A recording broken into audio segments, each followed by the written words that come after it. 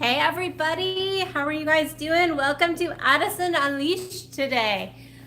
Still hashtag Facebook jail.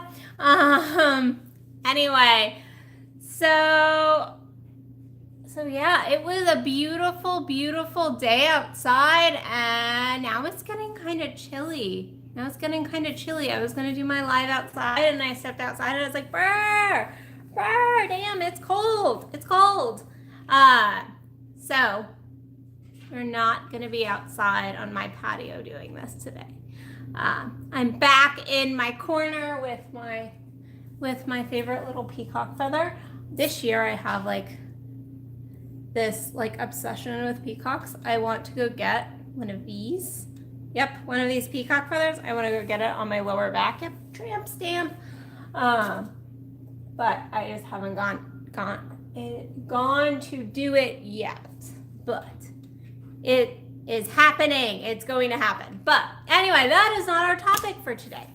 So interestingly enough, this morning my alarm went off and I was all cozy in my bed and I stretched. Yep, I stretched. I was I'm stretching right now. It feels really good. And I put my hand on my face and where the fuck is my nose ring? I was like, where's my nose ring? Where's my nose ring? And I freaked because I was like, where's my, because they're so tiny. They're so tiny. And I promise there's a point to this. But I was like, they're so incredibly tiny. And my nose ring it's like, if you don't have one, it's got a little screw inside so I'm like, it's really hard that I lost it in the middle of the night. It's not it wasn't something that easily falls out. So I must have been doing something in my sleep last night. But anyways, I woke up and I was like, holy crap. And I found it. It was just laying right there. But I went to go put it in and I was like, ow, ow, ow. Because the hole in my nose started to close up. Within a couple of hours. I don't know exactly when I got taken out, but even just overnight, it started to close up. And I was laying there and I was thinking, and I was like, oh, motherfucker, this hurts, as I was putting it back in. It wasn't quite that painful, but it was a little uncomfortable. But I was laying there and I was like, this is what happens in our lives. This is what truly happens in our lives. Our holes get closed when we stop focusing in on kind of filling them up. And what do I mean by that? Really, I was thinking about how if you get off of any practice in your life, if you stop sending positive energy to something, how that kind of opening can really close down. And this is particular for those practices, those spiritual, personal growth practices that are aligned with your soul. I'm not talking about the shit that you're like, yeah, I know I should do that, but I don't really want to, and it's not aligned for me. It's not aligned for me to go and do that. I'm talking about the spiritual stuff, the stuff that at your core you should be doing. And yes, you should be doing it. Yes, should on yourself a little bit there. And I say should on yourself there because it is soul aligned. So it is something that you should be doing. It is something you should be leaning into for your soul growth, for your soul goals. Not because somebody else said you should, not because you and your ego think you should, but because your soul says you should. So something like this would be if you get off your journaling practice, some people are not journalers. I think everyone should do some form of journaling. I think it is an important kind of self-reflection process and can really help manifest. But that is my own belief. If you don't have to share my belief there. But I truly believe that journaling is soul aligned for pretty much everybody. However, for me, it is a core element. If I am not journaling, then I just don't feel like I'm moving forward. I don't feel like I'm claiming and owning what I want in my life. It is so incredibly important to me And if I get off my journaling process, it's painful. It is painful if I spend, which it has been years since I've spent a week just not even journaling. It's been a very long time. It's been years since I've just not journaled, for a week. But say if I was to go off my journaling process for a week, even if I go off of it for a couple days, sometimes it is painful. It is uncomfortable to step back into that process. It's like shoving my fucking nose ring back into my nose. It hurts. And the same thing goes, okay, so I think one that everybody can really relate to is a workout movement routine. I'm not a huge person saying you should exercise, because I'm coming from a therapeutic background and eating disorders and stuff like that. And I think we really should be focusing in on what feels more mindfulness in our movement. So that's squirrel, not really relevant, but I don't like the term exercise. I think it comes with tons of negative work connotations. But a lot of us, if we build a mindfulness movement routine and then we stop it, it is painful to get back into it. It is uncomfortable. It is uncomfortable. And people look at me all the time and go well, Addison, you talk all the time about it should feel good. You should be in the feel good. Yes. Most definitely, yes. You should be in the feel good. You should be in that groove of things flowing and really enjoying life and feeling the blessings and being in ease and flow. However, there are things that are soul aligned that sometimes our egos, I got crazy hair now that I messed with my hair. Our egos will really find uncomfortable, that we need to step into and we need to do. If we stayed in our comfort zone, comfort, we would never grow. We would never expand. I'm sorry. It should feel good, but it should also at times be uncomfortable. It is that pushing up against your fears, pushing up against that, that anxiety. But looking at that anxiety, looking at those fears is look, and with more excitement, get excited about your fears, get excited about your anxiety. Be this is just telling me I'm on the right path. I'm doing what I need to be doing.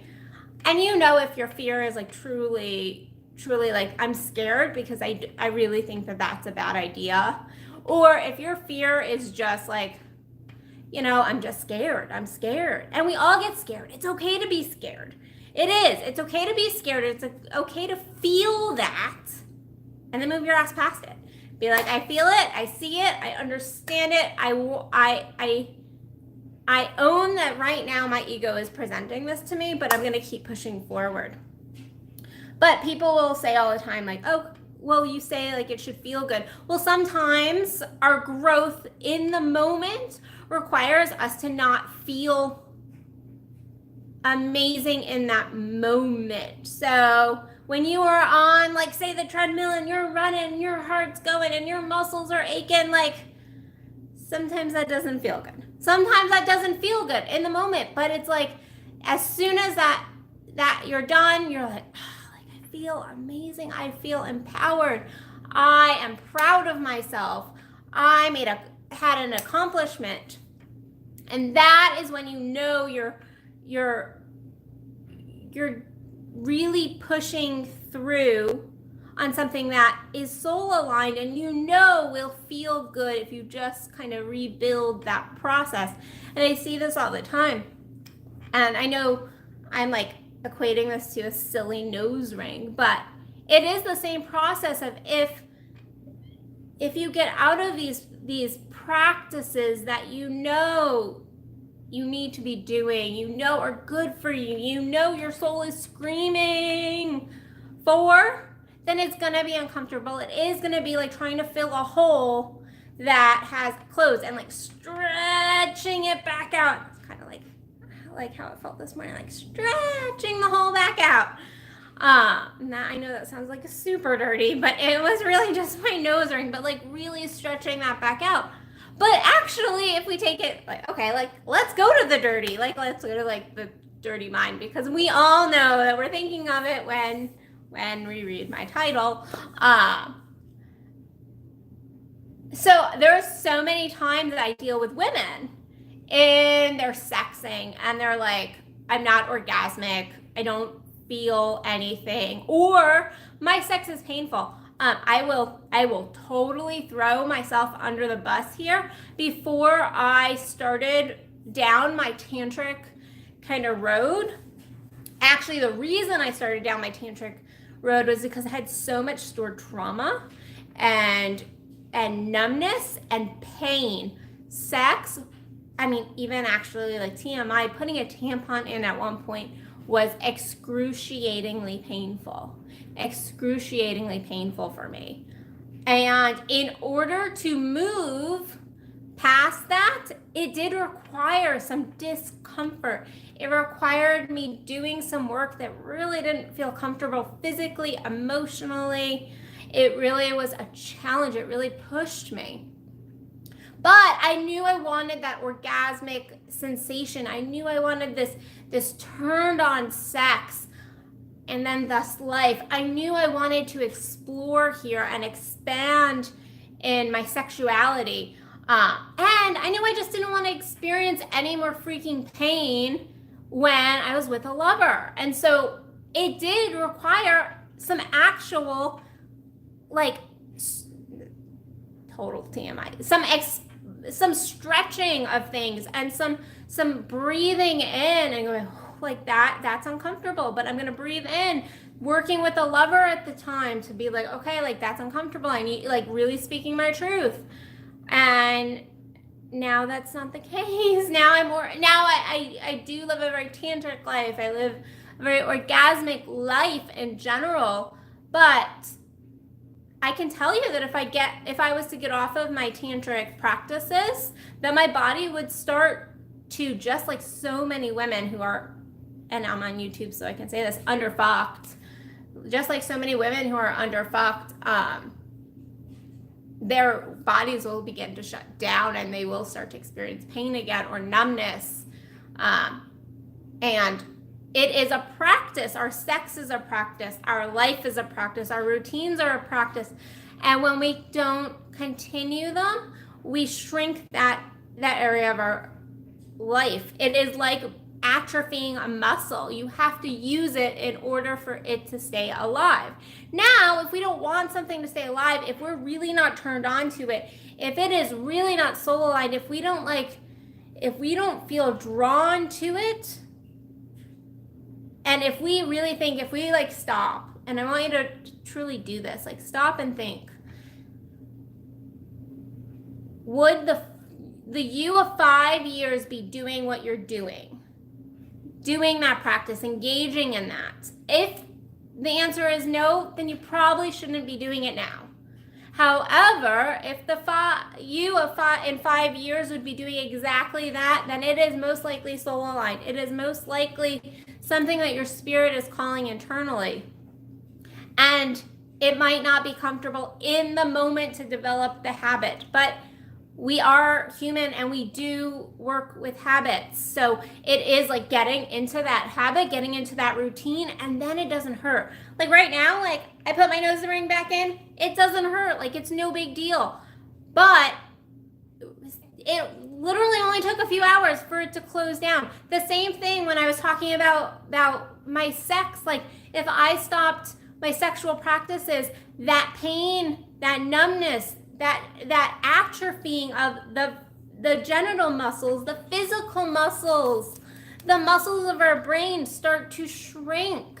They start to shrink. They lose their power. And it when we try to jump back into them, it is like reworking the muscle. It is that breathing in. Is that like, okay, like okay, I'm at my edge. Like, okay, like, let me breathe a little here and keep pushing, not jumping off the cliff, because that's how you are going to do damage. But it is, well, sometimes we jump off the cliff, but That's usually soul aligned. But it is that pushing in to get back into the practices.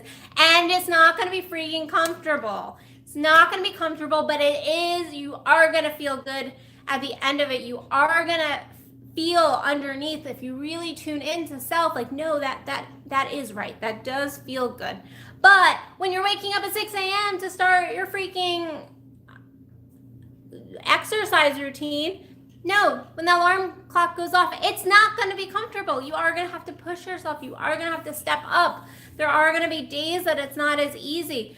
But if it's soul aligned, then it's freaking worth it. So keep pushing through. Keep expanding that hole. Don't let it atrophy. If it's important to you, don't let it atrophy. And that's my message, really. Don't let your hole close, because there does come a point and when it is almost too far gone. So if we if we're not taking care of our health, well, there comes a point where it's too far gone, where our bodies won't ever kind of be able to recuperate from that. There comes a point in our life where we're not going to be able to recuperate from something if we have let that shrink to a certain degree. Now, I am somebody who truly believes that, like, most things, if you want it, if you work for it, you're gonna be able to get it. You can manifest it. There is no can't. However, you are filling your hole with ego excuses, negative habits, all this shit. The more that you don't pay attention to it, the more you don't fill it. And so there does come a point where it feels like it's almost going to be impossible to kind of re-pierce it, for lack of a better metaphor. Re-pierce the nose. There comes a point where it would be too late. It would be too late. And I hate saying that, because I really am not somebody who's like, oh, it's too late or too old. Like, that's not the case. But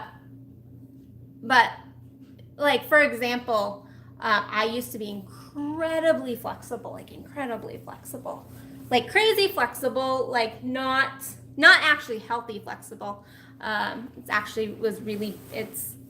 It was really bad for my muscles, and my joints and all of that. But I stopped dancing for a couple years, and I know that my body will never be able to get back to where it was, because I stopped that. And I'm still incredibly flexible, and I can gain even more flexibility. But in that little window, some of my potential did close. Some of my, I will never be able to do some of the things that my body could do at 16 years old again, because there's bone in the way now. Now there's bone. Now there's actual physiological structures that have rebuilt around those areas. And so unless I choose to go have bones removed and cartilage removed and things like that, it's gone.